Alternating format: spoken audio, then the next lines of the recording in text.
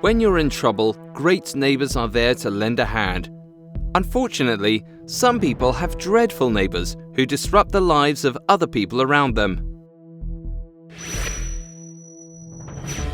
Neighbor assaulted people with fish and chainsaw.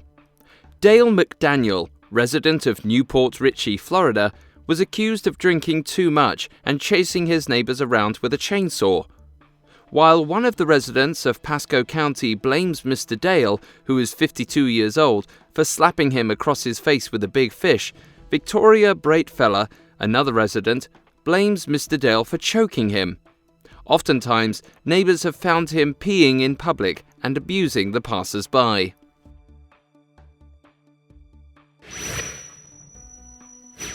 Neighbor hires a hitman. In Oregon, Jeffrey Leonard was shut down by police after Jeffrey hired a hitman to kill one of his neighbors. 57-year-old Jeffrey contracted a hitman, whom he knew from his days in prison, to crash the neighbor's pickup vehicle off the highway into a telephone booth.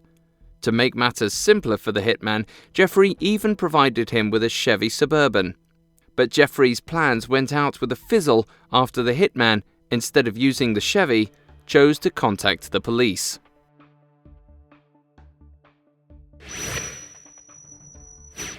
Wi-Fi hacking.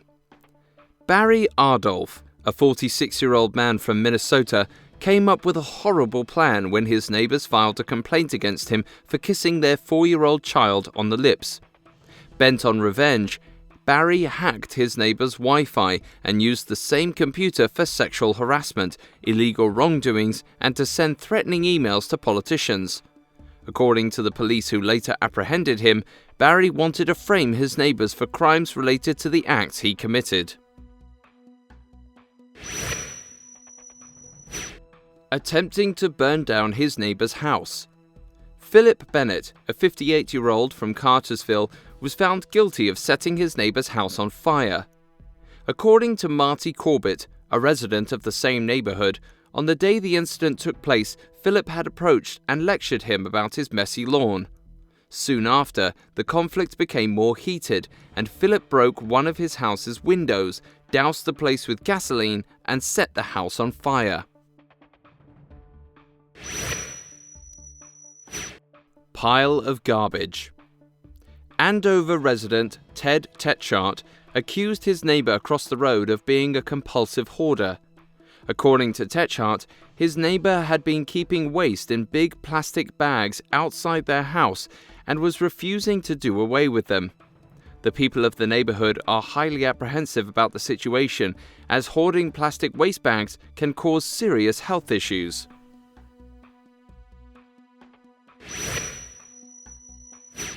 A mother of a 13-year-old autistic child living in Tampa, Florida, found an unfamiliar note advising her to euthanize her child and donate his body parts towards the betterment of science. The writer is believed to be one of the neighbors, as they had added in the note that the screams of the child while he played outside made the person sick.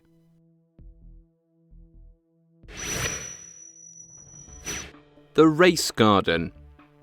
Michael Carroll, a 20-year-old boy from Norfolk who had the fortune of winning a whopping lottery of £10 million, has made the lives of his neighbors a living hell. According to one of the neighbors, the boy has transformed his garden into a 24-hour racetrack, thereby forcing the people of the surrounding houses to live amidst the never-ending sounds of screeching wheels. The residents of Norfolk have complained more than 11 times regarding the noise, but nothing seems to stop Michael, who has been charged with other various criminal acts.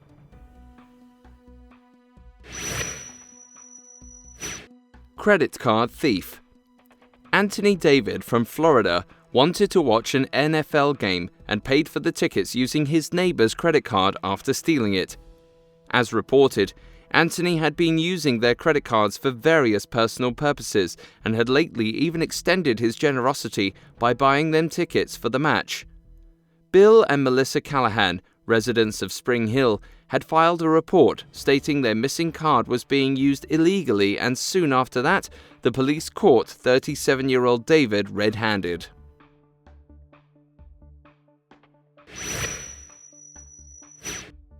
In a legal case, David Constantine, who had been continuously troubling his neighbors, was banned from coming back to the neighborhood.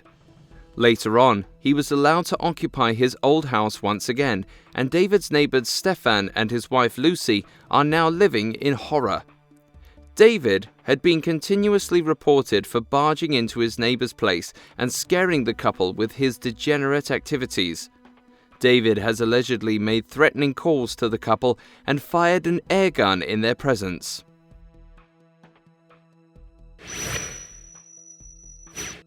Mental torment. Bottomley, Yorkshire Pennines, is a place known for its peace and warmth, but in recent days, it has transformed into a battleground between a 57-year-old retired businesswoman and the people from her neighborhood.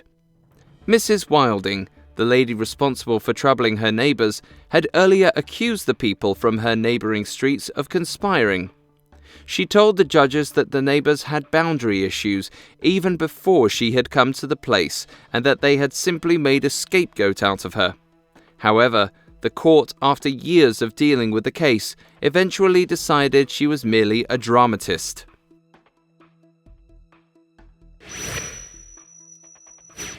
Neighbors' sex recordings.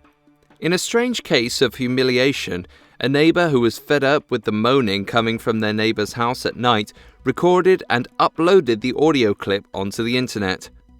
Commentators made fun of the audio tape and advised the neighbors to keep their voices down. Dennis and Sandra Hawes constructed a sun terrace on their kitchen roof, after which their neighbor Charles Hart turned hostile and built the Great Wall of Fleetwood. It has become popular even amongst tourists.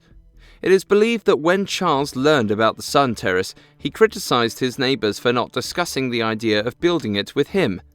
And since Mr. and Mrs. Hawes would be able to easily look into Charles's garden from the terrace, he decided to build this 16-foot concrete blockade.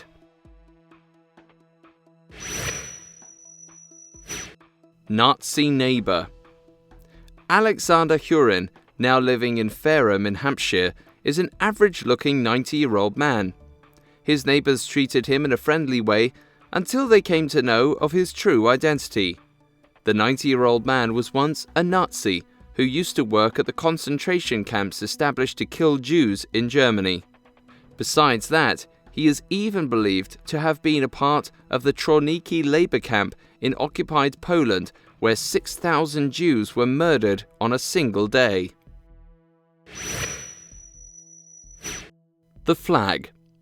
In a Michigan neighborhood, a man dangled a noose and Confederate flags from a tree in front of his house. Robert Tomanovich, the man behind the idea, hung one more noose when somebody from the neighborhood reported his activities. The neighbors are also concerned about little children who could hang themselves from the tree by accident if they tried playing with the ropes.